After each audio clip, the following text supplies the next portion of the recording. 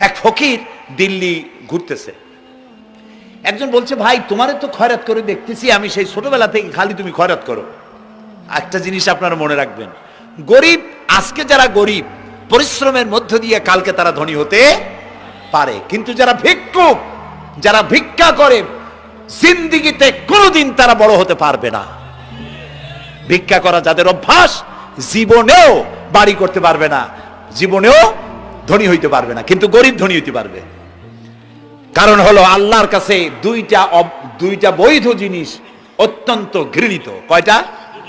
একটা হলো তালাক, আর একটা হলো ভিক্ষাবৃত্তি, মানুষের কাছে চাওয়া। আল্লাহ পছন্দ করেন না। তো ভিক্ষুক ঘুরতেছে, একটা লোক বলল, মিয়া তোমার তো সারা জীবনই খরচ করতে দেখি। খরচ করবো না, করবো কি? যার কাছে যাই সে দেয় 4 আনা 2 আনা 1 টাকা, এর বেশি তো দেয় না, তেদি আমি কেমনে বড় লোক হবো? কয় যে তুমি বাদশারের চোখে দেখো না, বাদশারের চোখে দেখো না। কয় বাদশার কাছে কি আমার মতো লোক যাইতে পারে নাকি? কল না, যাইতে হবে, যাও। বাদশা একবার যাবা, এমন দেওয়া দেবে জীবনে আর তোমার খরচ করা লাগবে না। পাতি শিয়ালের পিছনে ঘুরে তো লাভ নাই, পাতি শিয়ালে খায় মুরগি, তোমার একটা ঠ্যাং দেবে, দাঁতের খেলালের কাজও হবে না। বাঘের পিছনে ঘোরো, বাঘে খায় গরু আর হরিণ, একটা রান দিলে তুমি 1 সপ্তাহ খাইতে পারবে। তো বলছে বাদশার কাছে যাও। তো বাদশারে পাবো কই? কই তো দেখলাম কেবল মসজিদে ঢুকলো। তারপরে ফকির গিয়ে দাঁড়ায় আছে বারান্দায়, দেখে যে উনি বাদশা ভেতরে বসে হাত তুলে আছে ভাবে, আর চোখ দিয়ে পানি পড়ে দাড়ি ভিজে ভিজে পড়তেছে। নামাজ শেষ করে, মোনাজাত শেষ করে বাদশা বেরিয়েছেন। কোন বাদশা? শাহজাহান। বাইরে আসার পর ফকির বলল, আসসালামু আলাইকুম বলে ফকির রওনা করছে। বাদশা বলে, দাঁড়াও, তুমি যে রওনা করলা, তোমার তো ভিক্ষুক মনে হয়, আর লোকেরা যারা ভিক্ষুক না তারাও তো আমার কাছে চায়, আর তুমি তো ভিক্ষুক, চাইলে না কেন কিছু? ভিক্ষুক বলে, জাহাপানা, আমি কিছু চাইতে এসেছিলাম আপনার কাছে, কিন্তু আপনার করুণ অবস্থা দেখে আমার জ্ঞানের চোখ খুলে গিয়েছে। আমি দেখতে পেলাম আমি যার কাছে চাইতে এসেছি, আমি তো কান্দি না, হাতও পাতি নাই। যার কাছে চাইতে আসলাম দিল্লির সম্রাট, আবার কোন সম্রাটের কাছে হাত পেতে ভিক্ষুকের মতো কি জানি চায়, আর চোখ দিয়া পানি পড়ে দাড়ি ভিজে ভিজে পড়ছে। আমার জ্ঞানের চোখ খুলে গেছে, দুনিয়ার বাদশার কাছে আর চাইবো না। বাদশা কান্দে যে বাদশার কাছে, তার কাছেই চাইবো। প্রিয় ভাই সব, এই জন্যে জিহেন সাফ করে ফেলুন। দুনিয়ার কোন মানুষের জন্য, মানুষের কাছে নয়, কোন কবরে নয়, কোন কারো কাছে নয়, আল্লাহ তাআলার কাছেই আমরা নামাজের মধ্যে ঘোষণা করেছি, ইয়াকা না'বুদু ওয়া ইয়াকা নাস্তাঈন। আল্লাহ তাআলা, তোমার একমাত্র ইবাদত করি, তোমার কাছেই সাহায্য চাই। কাজেই সাহায্য আল্লাহর কাছে। কার কাছে চাইবো বলেন? আল্লাহ আমাদের ঈমান পোক্ত করে দিন। আমরা বলি আমিন, আমরা বলি আমিন। অসুখ বিসুখ হইলে পরে ধৈর্য ধরবেন। অনেক মানুষ আছে জ্বর হইলে কয় যে এত নামাজ পড়ি খালি জ্বর আমারই হয়, এত রোজা রাখি, ভালো ভালো কাম করি, আমার ছেলের অসুখ মোটে সারি না। এই জাতীয় কথা বলবেন না। মুমিনের পায়ে যদি কাঁটাও ফোটে, সওয়াব থেকে খালি নাই। ধৈর্য ধরতে হবে। কাঁটা ফুটছে, বলেন ইন্না লিল্লাহ। আজাবান লিল মুমিন, মুমিনের জন্য বড়ই আশ্চর্য ব্যাপার, বিপদ হইলেও শুকর আদায় করে, আর সুখে থাকলেও শুকর আদায় করে। সুবহানাল্লাহ বিহামদি। বিপদ আসলে সে বলে ইন্না লিল্লাহি, বলেন ইন্না লিল্লাহি ওয়া ইন্না ইলাইহি রাজিউন। আর যখন শান্তি আসে বলে আলহামদুলিল্লাহ। দুই অবস্থায় তার জন্য নিয়ামত আল্লাহর তরফ থেকে সে পায়, আলহামদুলিল্লাহ। প্রিয় ভাই সব, তো আল্লাহর উপর ঈমান আনার জন্য কয়টা শর্ত বলছি না? এই যে প্যাচ লেগে গেছে, কয় যে 3টা। আল্লাহর উপর ঈমান আনার জন্য শর্ত কয়টা? 4টা। 4টার বলছি কয়টা? 2টা। আরেকটা হচ্ছে আল্লাহর কুদরত, এ বিশ্বাস করা। আল্লাহর কুদরত মানে শক্তি। আল্লাহর কিসে বিশ্বাস করবেন বলেন জোরে? শক্তি। আকাশ এবং জমিনে শক্তিশালী কে? কিন্তু আমার দেশের জনগণ, কিছু কিছু রাজনীতিবিদরা বলে জনগণই নাকি সকল ক্ষমতার, সকল শক্তির উৎস। কি পাগল! তুমি ক্ষমতার উৎস? নাকের মধ্যে ময়লা, দাঁতে ছাতা, পেটের মধ্যে দুর্গন্ধ ভরা, ক্ষমতার উৎস। আশ্চর্য কথা, এই যে ক্ষমতার উৎস, হাজার হাজার লোক এখানে বসা, দুইটা ভাউয়া ব্যাংক যদি দুই কোণা দিয়ে ঢোকে, ভাউয়া ব্যাংক চেনেন? বিগ সাইজের ব্যাংক, দুইটা যদি দুই দিক দিয়ে ঢোকে লাফাইতে লাফাইতে, সামনে যারা আছে এমনি লাফাবে। অন্তত টঙ্গী তামিরুল মিল্লাত মাদ্রাসা ছাড়াইয়া তারপরে ফিরে তাকায় বলবে, ভাই আমরা দৌড়াই কেন? ব্যাংকের সামনে অসহায়, বল্লা ভীমরুলের সামনে অসহায়, সাপের সামনে বিচ্ছুর সামনে অসহায়, তারা কয় সকল ক্ষমতার উৎস জনগণ। কপাল পোড়া, ক্ষমতার উৎস জনগণ নয়। এটা কোরআনের সাথে কন্ট্রাডিকশন হয় এ কথায়। আল্লাহ বলেছেন আন্নাল কুওয়াতা লিল্লাহি জামিয়া, সকল ক্ষমতার উৎস কে? চিল্লায় বলো ক্ষমতা কি দেখছেন? মাত্র 1.5 মিনিট। কয় মিনিট? মাত্র 1.5 মিনিট। আল্লাহ বলেছেন কোন? সাথে সাথে তামিলনাড়ু, মালয়েশিয়া, ইন্দোনেশিয়া, থাইল্যান্ড, মালদ্বীপ, শ্রীলঙ্কা, 2 লক্ষ লোক শেষ, 1 লক্ষের খোঁজ নাই। সমুদ্রের পানি 33 ফিট উঁচু হয়ে এসছে। সুবহানাল্লাহ কই ইচ্ছে করে না? বিজ্ঞানীরা বলেছেন ভারত মহাসাগরের তলদেশে ফাটল ধরেছে, ওর কয়েক কিলোমিটার নিচে ভূমিকম্পের উৎপত্তি হয়েছে। ভারত মহাসাগরের পানি 3 হাত না 4 হাত, কত কিলোমিটার আল্লাহ জানে। এই কয়েক কিলোমিটার নিচে যে মাটি, সেই মাটিরও কয়েক কিলোমিটার নিচে ভূমিকম্পের উৎপত্তি। এখান থেকে ভূমির কম্পন হয়েছে, সেই ভূমিকম্পে সমস্ত মহাসাগরের মধ্যে, ভারত মহাসাগরের মধ্যে জলকম্পন শুরু হয়েছে। পানির কম্পন, মাটির কম্পন একসাথে 4 তলা পরিমাণ উঁচু হয়ে পানি চলে আসছে। বাড়ি গাড়ি সব কিছু খড় কুটার ন্যায় সব উড়িয়ে দিয়েছে। এগুলোরে কপাল পোড়া নাস্তিক যেগুলি, তারা বলে প্রাকৃতিক দুর্যোগ। ওর বাপের মাথা। আচ্ছা, প্রাকৃতিক দুর্যোগ, প্রকৃতি কি? কোন জন্তুর নাম? প্রকৃতি কোন জন্তু জানোয়ারের নাম? প্রকৃতি নিজে চলে না কেউ তাকে চালায়? কে চালায়? কপাল পোড়ারা তা বোঝে না। বিশ্ববিদ্যালয়ের শিক্ষক হয়েছে তো, আল্লাহ দিয়ে আসি কোথায়? তবে সব খারাপ না, ভালো আছে আলহামদুলিল্লাহ। কিছু আছে কপাল পোড়া, বিশেষ করে শান্তিনিকেতনে যারা পড়াশোনা করে আসে, সাহিত্য চর্চা করে, এই সাহিত্য চর্চা করতে করতে এক পর্যায়ে কপাল পুড়ে যায়, আল্লাহরে চিনতে পারে না। সব চেনে, আল্লাহরে চেনে না। আল্লাহ এখন চিনাইতেছে ভালো করিয়া। প্রিয় ভাই সব, কওমে আদ, কওমে সামুদ, এগুলিকে আল্লাহ তারা ধ্বংস করেছেন। কিয়ামতের আগে এই যে 7টা আকাশ, এই আকাশ সম্পর্কে অবিশ্বাসীরা তারা বলেছে আকাশ বলতে কিছুই নাই, এটা নাকি অনেক দূরে, তাই নীলা নীলে দেখা যায়। কি কপাল পোড়া চিন্তা করে, নীলা নীলা দেখা যায়। এই আকাশ মহাশূন্য। এই আকাশগুলিকে, আকাশ কয়টা? কয়টা স্তর? 7টা। এগুলি কাতাইয়ে সিজিল্লিল কুতুব। কোরআনে কারিমে আল্লাহ তাআলা বলেছেন কিতাবের পৃষ্ঠার মতো কিয়ামতের আগে একটার পর একটা ঠাস ঠাস করে পড়বে, ভেঙে চুরে চুরমার হয়ে যাবে। ওয়াইদাল বিহারু ফুজ্জিরাত, আল্লাহ তাআলা বলছেন ইদাস সামাউ ফাতারাত ওয়াইদাল কাওয়াকিবু ইনতাসারাত ওয়াইদাল বিহারু ফুজ্জিরাত। আকাশের তারকাসমূহ বিক্ষিপ্ত হয়ে পড়বে। অসংখ্য তারকারাজি, বিশাল বিশাল তারকা বিক্ষিপ্ত হয়ে পড়বে। চন্দ্র সূর্য একটার সাথে আরেকটা ধাক্কা লেগে চাঁদ আর সূর্য আলো হারিয়ে ফেলবে, একাকার হয়ে যাবে।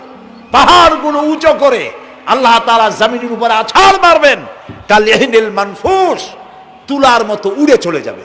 সুবহানাল্লাহ বলবা না? কত বড় শক্তি আল্লাহ পাকের। ওয়াইদাল বিহারু ফুজ্জিরাত, সমুদ্র সমূহ বিদীর্ণ হয়ে যাবে। সমুদ্রে যত পানি আছে সমস্ত পানিগুলি নিঃশোষিত হয়ে যাবে মাটির তলায়, এবং সেখানে অগ্নুৎপত্তি হবে। কোরআনে কারিম আল্লাহ বলে দিয়েছেন গোটা সমুদ্রগুলিতে আগুন জ্বলতে থাকবে। এগুলি কিয়ামতের আলামত। আল্লাহ পাকের অফুরন্ত মেহেরবানি। এই যে কানের কাছ দিয়া গুলিটা চলে গেছে, কানে লাগে নাই, বাড়ির কাছ থেকে কিয়ামত হয়ে গেল, বাংলাদেশে আল্লাহ বাঁচাই দিলেন। সুবহানাল্লাহ বলো, আলহামদুলিল্লাহ বলেন।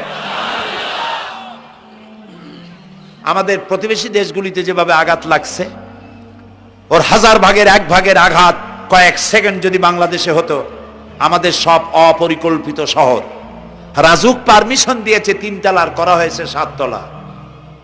এইভাবে অপরিকল্পিত যত বিল্ডিং আছে এগুলি পচা সিমেন্ট দিয়ে, পচা ইট দিয়ে তৈরি করা হয়েছে। 2-3 সেকেন্ডের ভূমিকম্প যথেষ্ট এই শহর লন্ডভন্ড করে দেওয়ার। অসংখ্য মানুষ মারা যাবে, অসংখ্য বাড়িঘর শেষ হয়ে যাবে। এদেরকে রেস্কিউ করার মতো মডার্ন ইকুইপমেন্টসও গভর্নমেন্টের কাছে নাই। এজন্য আল্লাহর কাছে সেজদা দিয়া গুনার তওবা করতে হবে, আল্লাহ আমাদের মাফ করে দাও, আমার এই গরিব দেশটাকে কিয়ামত পর্যন্ত এই গজব থেকে বাঁচাও। প্রিয় ভাই সব, আল্লাহ তাআলার ক্ষমতার ওয়াজ আমি আজ করতে পারবো না, অনেক লম্বা হয়ে যাবে। কারণ আমাকে 3টা পুঁজির কথা তো কমসে কম বলতেই হবে, অল্প করে হলেও। শুনবেন তো? আল্লাহ তৌফিক দিক, বলেন আমিন। তো আল্লাহ তাআলার ক্ষমতায় বিশ্বাস করা, তার প্রচন্ড ক্ষমতা, যা খুশি তাই বলেন করতে পারেন। মরাকে জিন্দাকে মারতে পারেন, মরুভূমিতে ফুল ফুটাতে পারেন। সুবহানাল্লাহ, যা খুশি তাই করতে পারেন। এই শক্তি সহকারে আল্লাহকে বিশ্বাস করতে হবে। 4র্থ নম্বরে আল্লাহর হুকুম এবং হাকাম, আদেশ নিষেধ। আমি আল্লাহরে বিশ্বাস করি, এই কথার কোনো দাম নাই যদি তার আদেশ না মানি। এই কথার কোনো দাম নাই যদি তার নিষেধকে আমি আমার জীবনে প্রত্যাহার না করে চলতে পারি। মুসলমান বলে দাবি করার কোনো মূল্য নাই। একদিকে নামাজ পড়ি, আর একদিকে ওজনে কম দেই, খাদ্যে ভেজাল দেই, বেপরদা করি, মিথ্যা কথা বলা হয়, ওজনে কম দেয়, খাদ্যে ভেজাল দেয়, জমিনের আইল ঠালে আমানতের খেয়ানত করে। আল্লাহর হুকুম মানা হলো না, রসুলের আদেশ মানা হলো না। আল্লাহর উপর ঈমান আনার জন্য 4র্থ শর্ত হচ্ছে আল্লাহ যা বলেছেন মাথা নত করে মেনে নিতে হবে। বলতে হবে সামি'না ওয়া আতা'না। বলেন সামি'না ওয়া আতা'না, শুনলাম আর মেনে নিলাম। বলেন তো জোরে, শুনলাম আর মেনে নিলাম। সুবহানাল্লাহ বলেন।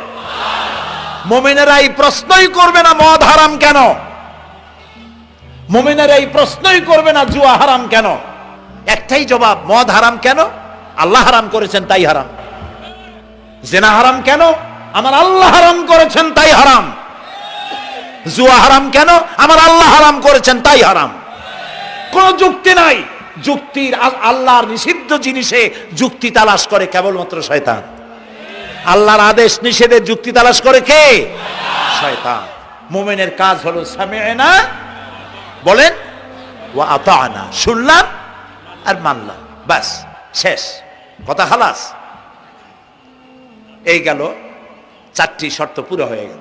এই 4টি শর্ত যদি পূরণ করতে পারি তাহলে আল্লাহরে বিশ্বাস করছি এটা প্রমাণিত হবে, এটা জাস্টিফাই হবে, এটা সত্যতা প্রমাণ হবে যদি আল্লাহর হুকুম মতো।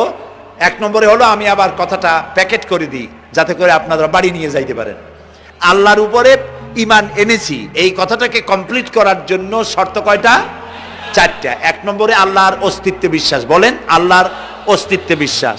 2 নম্বরে আল্লাহর গুণাবলীতে বিশ্বাস। 3 নম্বরে আল্লাহর ক্ষমতায় বিশ্বাস। 4 নম্বরে আল্লাহর আদেশ এবং নিষেধে বিশ্বাস, মান্য করে চলা। আল্লাহ যেন এই তৌফিক আমাদের দেয়, বলেন আমিন। আল্লাহ রাব্বুল আলামিন দুনিয়ায় শান্তি, আখিরাতে জাহান্নাম থেকে মুক্তি দেওয়ার জন্য আল্লাহ পাক আমাদেরকে একটা ব্যবসার কথা বলেছেন। ওই ব্যবসায় পুঁজি কয়টা? বলেন। 3টা পুঁজি। বলছি কয়টা? দেখেন যে কেমনি প্যাঁচ লাগে।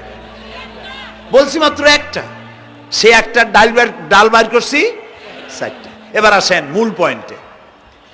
এবার 2য় পয়েন্ট, রসুলের প্রতি ঈমান। আমরা তো রসুলের প্রতি ঈমান আনছি কিনা বলেন? রসুলের প্রতি ঈমান এনেছি। আমাদের এই ঈমান যথেষ্ট নয়, কারণ আমাদের ঈমান হলো রবিউল আউয়াল মাসে ঈমান তাজা হয়, ঠিক না? ঠিক না? রবিউল আউয়াল মাস যখন আসি, ব্যানার টানাই, শামিয়ানা টানাই, রাস্তাগুলিতে ফ্ল্যাগ লাগাই আর আলোক সজ্জা করি।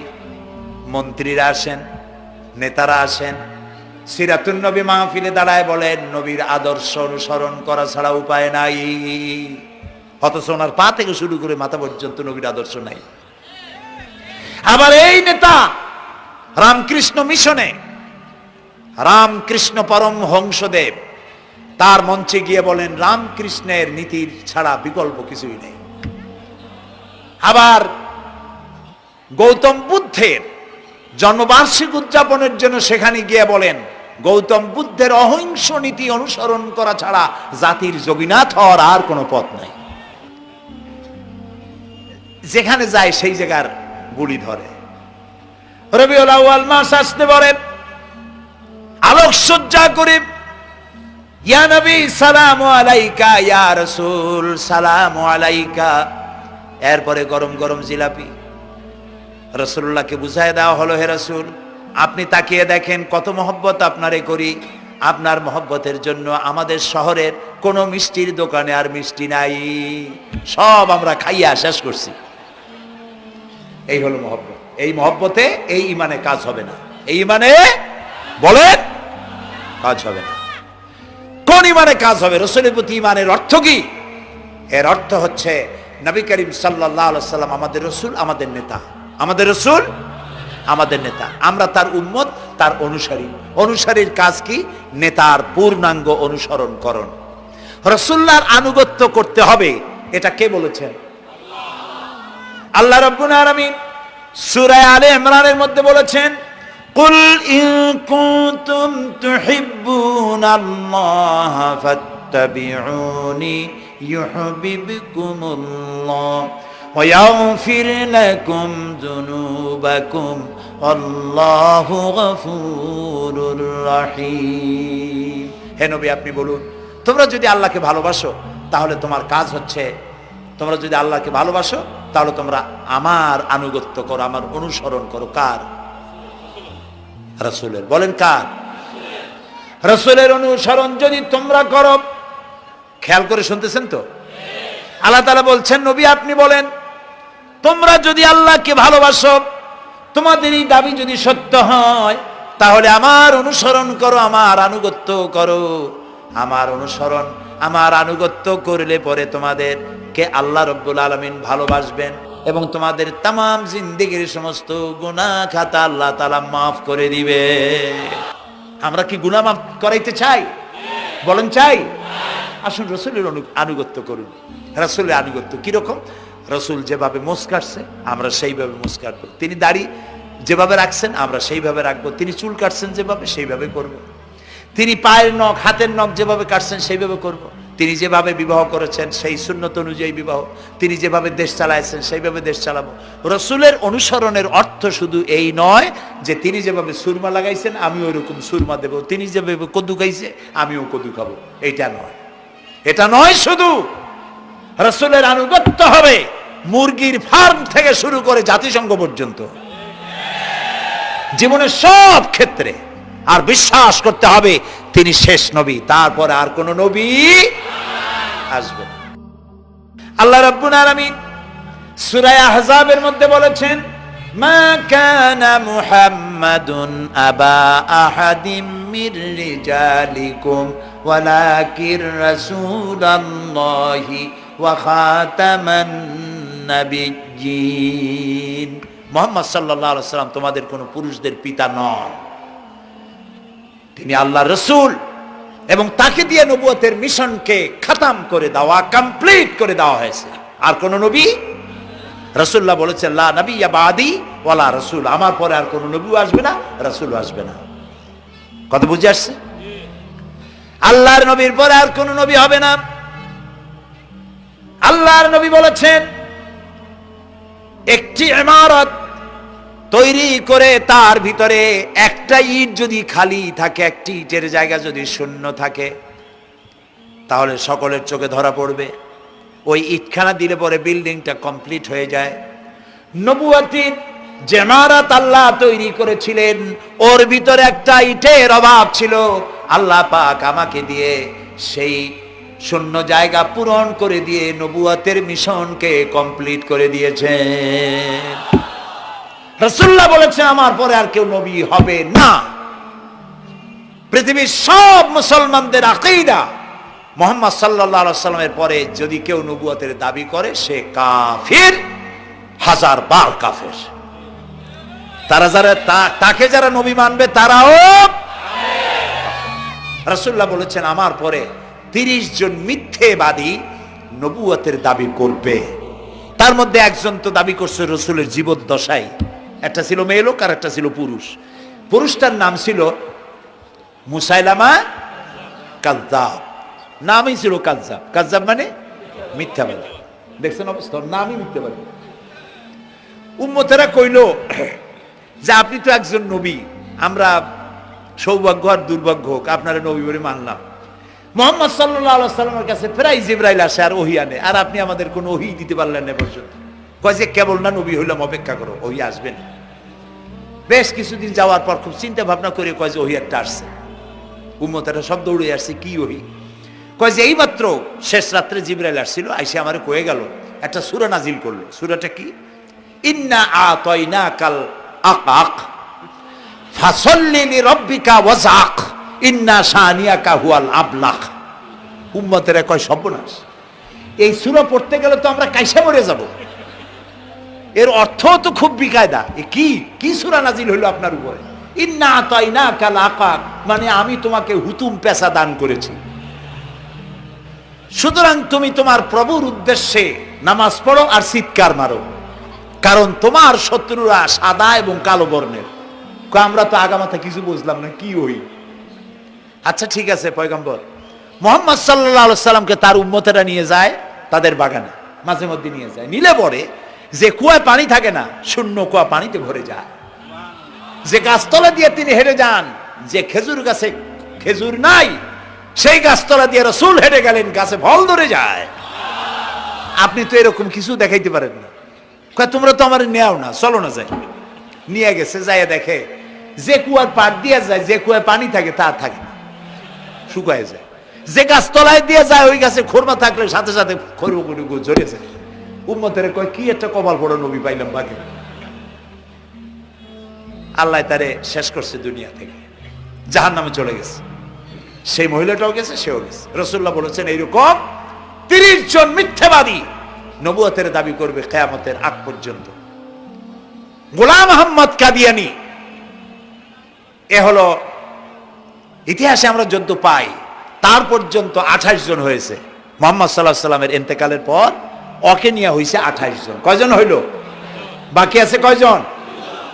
তাই বলে কিয়ামত যে এই 2 জন হইলি আগামী বছর বা 5-6 বছরের মধ্যে কিয়ামত হবে ওইটা চিন্তা করেন না। এই পৃথিবীতে একটা লোক আল্লাহ শব্দ উচ্চারণ করার যদি থাকে কিয়ামত সে পর্যন্ত হবে না। সুতরাং বহুত দেরি আছে কিয়ামতে। তবে ওর মতো আরো শয়তান 2 জন আসবে। গোলাম আহমদ কাদিয়ানী বলল আমি পয়গম্বর, আমি নবী, আমার উপরে ওহী আসে।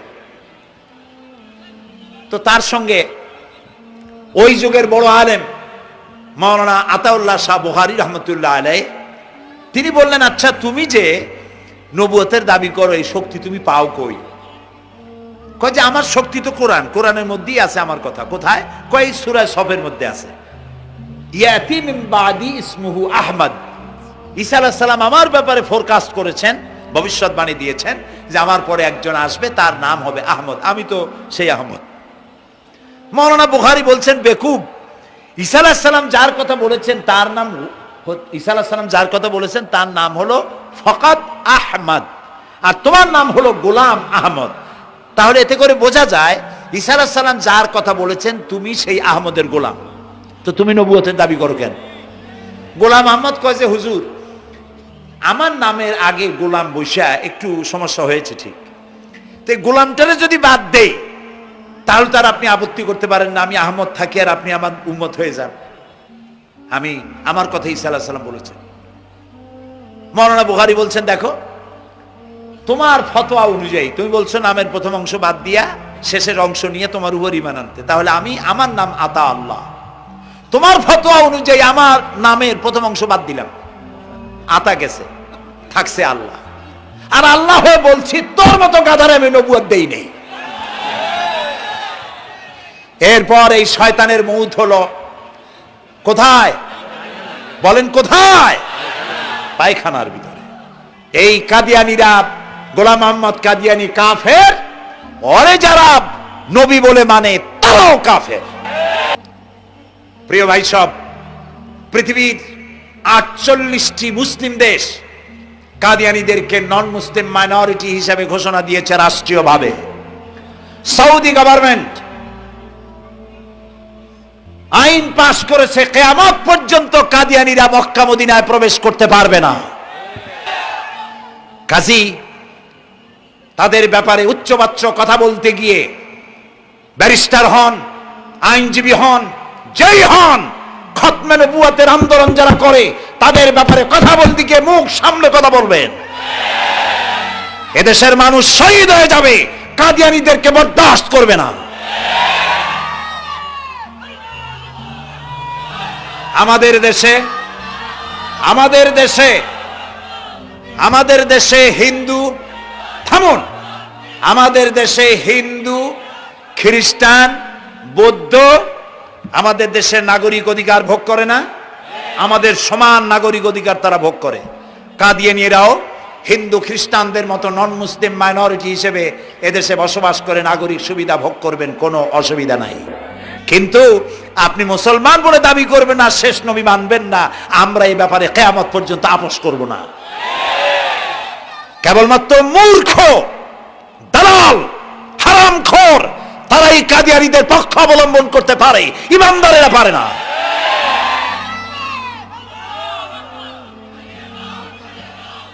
কাদিয়ানীরা যে সব মসজিদ তৈরি করে, এগুলি মসজিদ নয়, এগুলি উপাসনালয়। হিন্দুদের মন্দিরকে যেভাবে আমরা সম্মান করি, ওদের উপাসনালয়কেও সম্মান করি। কিন্তু কাদিয়ানীরা যতদিন মুসলমান নামের পরিচয় দিতে থাকবেন, আমরা আমাদের অধিকার আদায়ের জন্য সুশৃঙ্খল ভাবে গণতান্ত্রিক পদ্ধতিতে আমরা এই অধিকার আদায়ের চেষ্টা করব। খতম নবুয়তের আন্দোলন কোনো রাজনৈতিক আন্দোলন নয়, এটি আমাদের ইমানের আন্দোলন। যারা আন্দোলন করতেছেন তারা আমাদের ফরজে কিফায়ার দায়িত্ব পালন করছেন। প্রিয় ভাই সব, রাসূলের প্রতি ঈমান আনতে হলে এরকম ঈমান আনতে হবে, তারপরে আর কোন নবী আসবে না।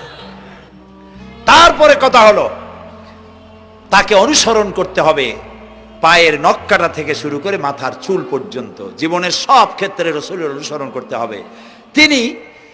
তিনি সেনাপতি ছিলেন, শ্রমিক ছিলেন, পিতা ছিলেন, নানা ছিলেন, স্বামী ছিলেন, ঠিক না? তিনি রাষ্ট্রপ্রধানও ছিলেন। প্রিয় ভাই সব, এই যে আল্লাহ রাব্বুল আলামিন মুসলমানদেরকে পৃথিবীর মধ্যে সবথেকে বেশি শান্তি প্রিয় করেছেন, কোন আলহামদুলিল্লাহ। তোমরা আমার মক্কা যাইয়া দেখো, মক্কা মদিনায় যাইয়া দেখো, আমাদের কেউ সন্ত্রাসী মক্কা